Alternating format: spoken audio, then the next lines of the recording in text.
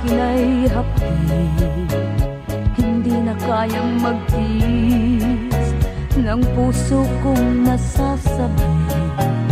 Ipagpatawad mo kung nagkasala man ako, umibig man sa iba dahil luhaw sa'yo.